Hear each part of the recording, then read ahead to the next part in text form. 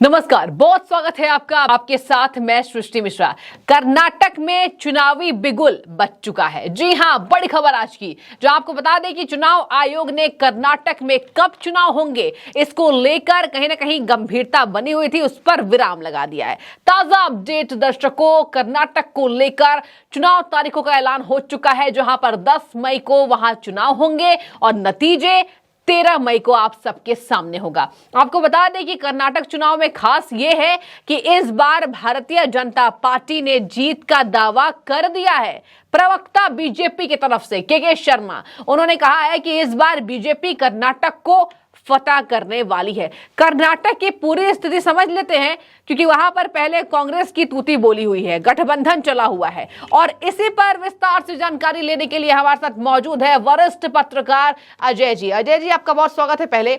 और सबसे पहले मेरा आपसे सवाल है कि कर्नाटक में स्थिति किस तरीके से बदली और बीजेपी ने जीत का दावा क्यों किया है, जरा समझाइए। देखिए, ऐसा है, कर्नाटक में जो स्थित है वो 224 सीटें हैं। जी जी जी। और इसके पहले बीजेपी 104 सीटें जीती थी, कांग्रेस 80 जीती थी और जेडीएस 37 सीट जीती थी और अन्य को 3 सीटें मिली थी। हुआ क्या था कि वहाँ पे जब चीफ मिनिस्टर बीजेपी के बनाए गए तो येदियुरप्पा को बनाया गया। येदियुरप्पा उसमें बहुमत साबित नहीं कर पाए थे, तो उस समय जेडीएस और कांग्रेस ने 80 और 37 सीट मिल करके सरकार बना ली थी। अच्छा। उसके बाद क्या हुआ कि कुछ ही महीने बाद इनकी सरकार गिर गई।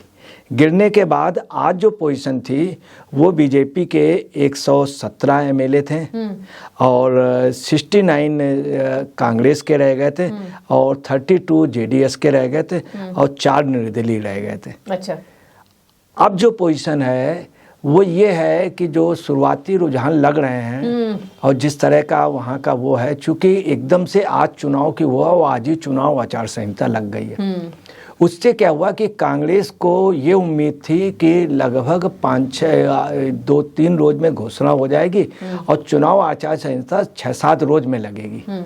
अब यहाँ पे कांग्रेस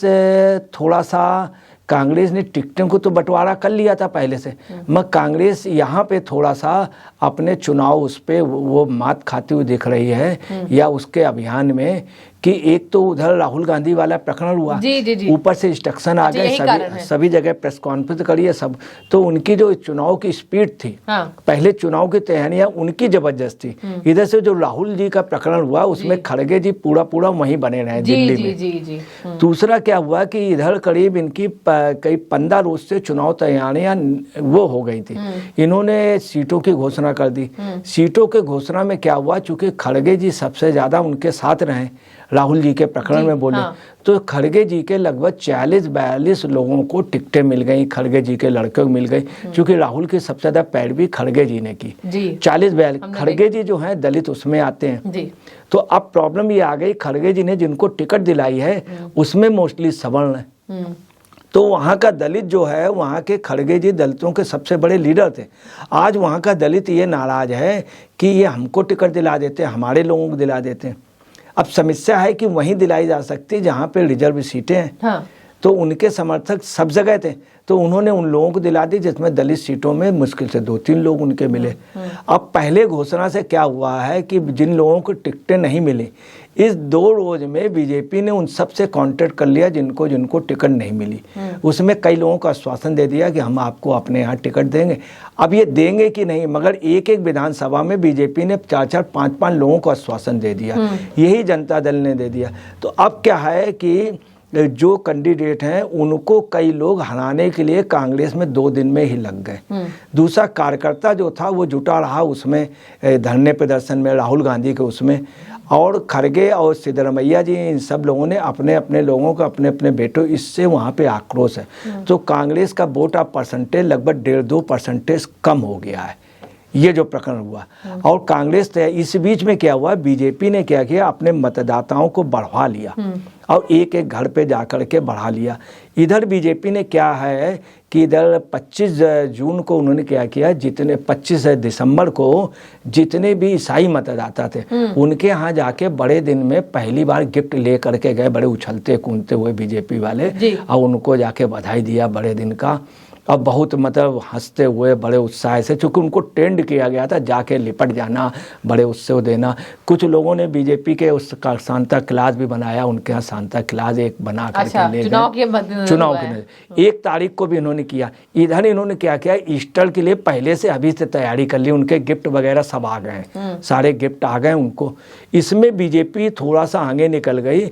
ईसाई मतदाता जो था उनके जो विरोध में था, वो मतदाता इन्होंने अपने पॉजिटिव कर लिया, मगर वो इनको वोट देगा अभी ये नहीं कहा जा सकता। मगर इनसे जो नाराजगी थी ईसाई मतदाता का, ईसाई मतदाता जो है वो मोस्टली सोनिया और प्रियंका जी के प्रति प्रतिबद्ध दिखता था।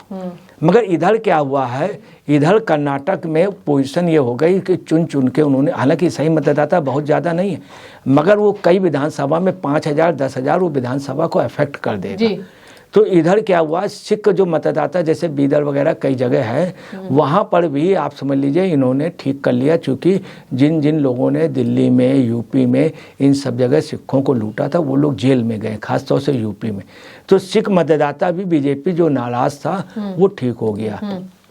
तो इन्होंने क्या किया, जो नाराज वोट है जो इनको हराने के लिए प्रतिबद्ध रहता था, उसको इन्होंने न्यूट्रल कर लिया। तो अब इनको हराने के लिए नहीं रहेगा, वोट इनको हो सकता ना दे, मगर वो 2-3 जगह बट जाएगा।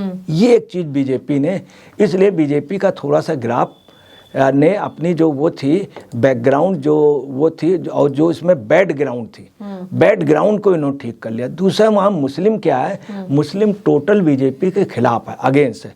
उसका ये है कि जो भी बीजेपी को हराएगा हम उसको देंगे। वहाँ ईसाई मतदाता का भी यही था, सिख मतदाता, तो ईसाई और सिख न्यूट्रल हो गए। मुस्लिम में क्या हुआ, वहाँ 4 फिरके, एक देवबंदी, एक बरेलवी, एक शिया। तो कैसे मुसलमान बीजेपी को वोट दे? नहीं, मुसलमान वहाँ बीजेपी को कतई वोट नहीं देगा, मगर जो शिया हजरात हैं वो वोट जो है वो बीजेपी को जाएंगे। अच्छा। तो हैदराबाद मंडल पे जो है वहाँ पे मैं आपको बता रहे बीजेपी पीछे रहेगी। अच्छा। हकीकत ये, मगर वहाँ पे बीजेपी पहले की अपेक्षा थोड़ा सा ज़्यादा वोट पाएगी, क्योंकि शिया हजरात उनके फेवर में। दूसरा, वहाँ का मुस्लिम जो मतदाता है उसकी भी ये प्रतिबद्धता नहीं रहेगी। जो बीजेपी को हरा रहा होगा या जो बीजेपी से टक्कर कर रहा, वो जनता दल में भी जाएगा और उस पर भी जाएगा। जनता दल वहाँ वीक नहीं है। तीसरी आपको बताते हैं, वहाँ बसपा भी वीक नहीं, कुछ भी हो बसपा वहाँ 2 सीटें जीतेगी। अच्छा। और दलितों में क्या हुआ कि दलित में जो बीजेपी को वोट नहीं मिलता था, तो बीजेपी के जब शुरू में सब्बैया थे तो वो दलित थे। उस समय बीजेपी बहुत पहले 20 सीटें जीत के आई थी रामकृष्ण हेगड़े से पहले। उन्होंने उस सारा वोटर सब एक कर लिया। दूसरा क्या हुआ, मानवर काशीराम कहते थे जिसकी जितनी हिस्सेदारी जिस उतनी ही उनको जिम्मेदारी जी। मतलब जितनी जिसकी आबादी या जितनी जिसकी वो उतने ही परसेंटेज। इन्होंने बीजेपी ने क्या किया, वहाँ पे एक बहुत बड़ा काम ये किया है कि दलित आरक्षण में वो कर दिया जनसंख्या के हिसाब से जितना परसेंटेज। तो इन्होंने काशीराम जी के मुद्दे को चुरा लिया। तीसरा, बीजेपी ने क्या किया है कि खास तौर से इनके कार्यकर्ताओं ने, सवर्णों ने दलितों के घर जा करके अंबेडकर जी की फोटो, ये सब, तो जो दलितों का विरोध था ये सब उन्होंने दूर कर लिया। अच्छा अजय जी, मेरा दूसरा सवाल आपसे ये है कि देखिए आपने तो बताया कि कर्नाटक के किले को कहीं ना कहीं बीजेपी फतह करने वाली है। अब ये मैं आपसे जानना चाहूंगी, दर्शक काफी ललायित थे इस बात को जानने के लिए कि कर्नाटक के चुनाव से बीजेपी को कितना फायदा मिलेगा। देखिए ये है, कर्नाटक के चुनाव से बीजेपी को साउथ की ओर बढ़ने का मिलेगा। अच्छा, एक कोशिश कर रही है बीजेपी। एक नई बात ये आ रही है कि जो कर्नाटक से तेलंगाना का एरिया मिला हुआ, जो आंध्रा का मिला हुआ है, जो महाराष्ट्र का मिला, इनके साथ ये पोजीशन है कि इनके साथ महाराष्ट्र की भी ताकत लगेगी। अच्छा। तेलंगाना की भी लगेगी और वहाँ की उसकी आंध्रा की भी लगेगी। इनके साथ ये एक बात आ रही। और जो केरल से इलाका मिला हो तो इनके साथ ये भी कार्यकर्ता जो दूसरे राज्य के सपोर्ट करेंगे। हाँ। ये इनके साथ प्लस होगा जो थोड़ा बहुत इनके उस इलेक्शन को। दूसरा, इन्होंने इलेक्शन इतना जबरदस्त, इतना माइक्रो मैनेजमेंट किया है अमित शाह ने। ये अभी जा करके वहाँ पे मोदी जी भी गए, ये शाह भी गए, अमित शाह भी गए। आपने देखा होगा कल इन्होंने कार्यालय का उद्घाटन कराया। जी जी जी जी। उस समय भी कर्नाटक के पंडित और कर्नाटक को रखे जानबूझ करके। कर्नाटक के काफ़ी लोगों को अवार्ड मिले, किसी को अर्जुन अवार्ड, किसी को पद्मश्री, किसी को वो।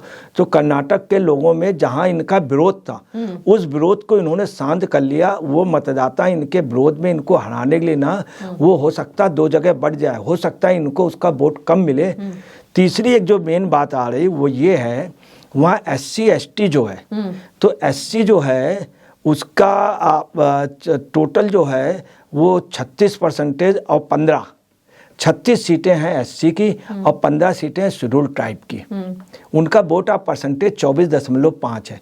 ये भाजपा को नहीं मिलता था। ये वोट जो है, जो 36 सीटें हैं SC की और ST की 15%, चूँकि इनके यहाँ क्या हुआ है, इन्होंने राष्ट्रपति ST का बनाया, उसका बहुत बड़ा असर जा रहा हुआ है जी, बहुत बड़ा असर। हालांकि हमें राष्ट्रपति का नाम नहीं लेना चाहिए या इसमें राष्ट्रपति को नहीं इंक्लूड, ना राष्ट्रपति का कोई समर्थन है ना कुछ, मगर ये उससे सहानुभूति पड़ी है कि ये उसके लिए। दूसरा, इसके पहले जो इन्होंने रामनाथ कोविंद को राष्ट्रपति बनाया था, उससे SC कैटेगरी के अंदर ST के अंदर आ गया कि देखो ये हमारे, इन्होंने लगातार 2 राष्ट्रपति बनाए। तीसरा, वहाँ पे ये भी है कि इनके बाद भी कोई दलित ही बीजेपी बनाई गई और वहाँ दलितों को बहुत ज़्यादा उत्थान दिया गया है। वहाँ बंगाल का चुनाव बताया गया कि वहाँ से काफ़ी दलित आए। इन्होंने कई दलित लीडरों को चुन चुन करके हर नगर के हर उसमें हर वार्ड में 2-3 दलित रखे हैं इन्होंने चुन चुन के। हालांकि वो आते भी नहीं, तब भी उनको सम्मान देना, ये उससे क्या है कि ST जो है वहाँ का 24% वो इनके विरोध में नहीं। तीसरा, इन्होंने क्या किया, 16% वहाँ मुस्लिम है, मुस्लिम में इनको वोट ऑफ परसेंटेज बिल्कुल नील मिलेगा। हो सकता है 1-1.5% शिया हजरात वगैरह दे दें।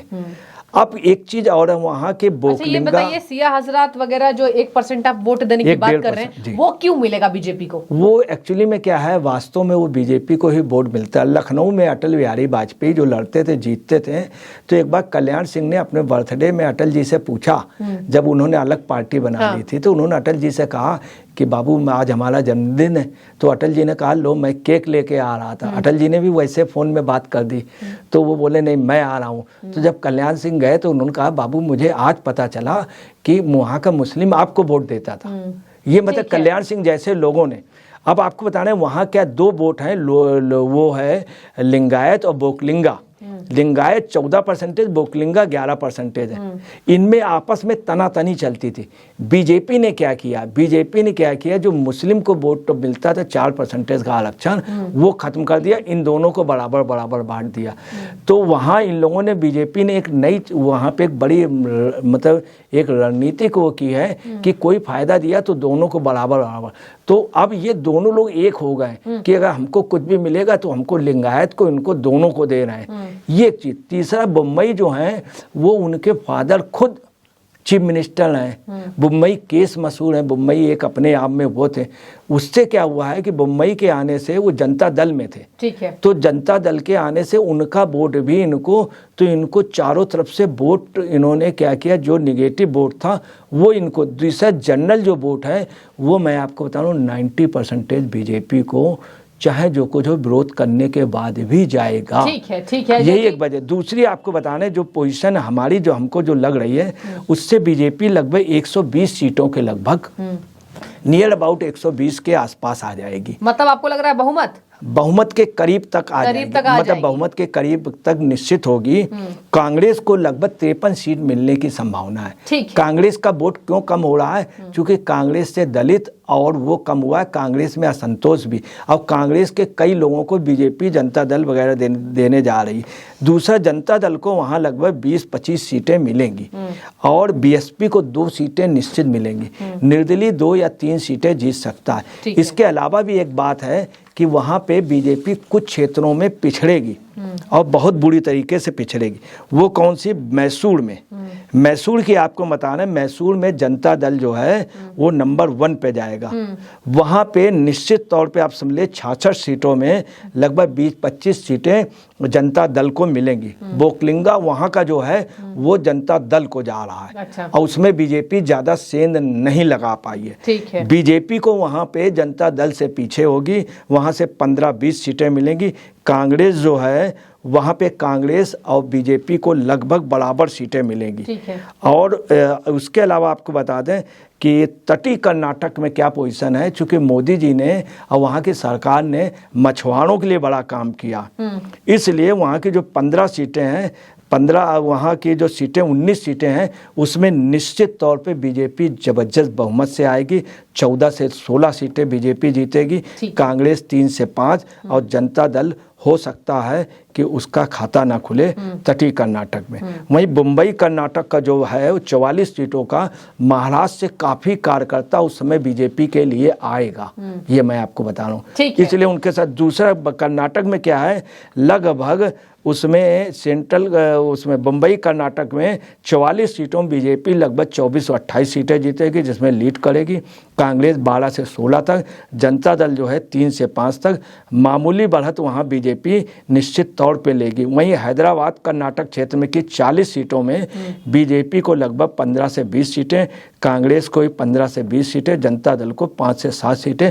हैदराबाद कर्नाटक में बराबर की टक्कर होगी। पहले बीजेपी कमजोर थी, इस बार बराबर की टक्कर दे जाएगी, मगर ऐसा नहीं कि इनसे आगे निकल जाए।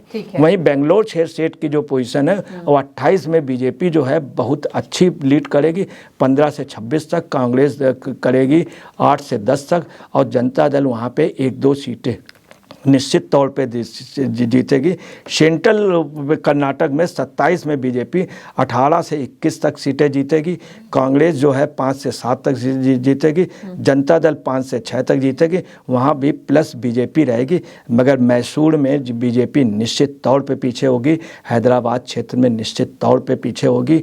और मैं आपको ये भी बता रहा हूँ कि 2018 की जो पोजीशन थी उसमें बीजेपी को 36.3% वोट मिला था, कर्नाटक को 38.1। इस बार बीजेपी को जो वोट ऑफ परसेंटेज है वो लगभग 39% जाएगा, और कांग्रेस का वोट कम होगा, क्योंकि कांग्रेस को मुस्लिम वोट कटेगा, वो जनता दल में जाएगा। ठीक है अजय जी। और जो पोजीशन है उससे ऐसा लगता है कि बीजेपी सरकार बनाने पे लगभग करीब आ जाएगी। ठीक है अजय जी। देखिए अजय जी ने आकलन कर दिया है, और चुनावी नतीजे जो पहले आए हैं पहले के सालों से, उस पर ही इन्होंने अपना खाका तैयार किया है। जहां आपको बता दें कि कहा जा रहा है कि बीजेपी कई जगहों पर अपनी बढ़त बनाएगी, और ये कारण है कि बीजेपी ने जनता से बातचीत करके कहीं ना कहीं अपना समर्थन लेने की कोशिश की है। आपको बता दें दर्शकों, एक और नया अपडेट, जहां चुनाव आयोग ने पूरी तैयारी कर ली है, और इस बार एक खास बात इस चुनाव में ये होगी जहां पर 80 साल से जो ज्यादा के बुजुर्ग हैं वो घर बैठे ही अपना वोट का अधिकार उसका उपयोग कर पाएंगे। तो देखिए चुनाव की तैयारी तेज है। अब 13 मई को कहीं ना कहीं सामने आ जाएंगे नतीजे कि आखिर कर्नाटक को किस पार्टी ने भेदा है। तो आपका बहुत शुक्रिया अजय जी, बहुत ही बारीकियों से आपने अपनी सभी सवालों के जवाब को दिए हैं और दर्शकों को समझाया है कि कर्नाटक में इस बार जो बीजेपी दाव कर रही है कि रिवाज बदलेगा। देखने वाली बात होगी कर्नाटक की जनता इस बार क्या करती है। तो आपकी जो भी राय हो कर्नाटक चुनाव को लेकर, क्या लग रहा है, अगर कुछ दर्शक हमारे कर्नाटक के होंगे तो वो भी कॉमेंट करके बता पाएंगे कि वहां अभी क्या चल रहा है। तो आपका बहुत शुक्रिया जुड़ने के लिए। और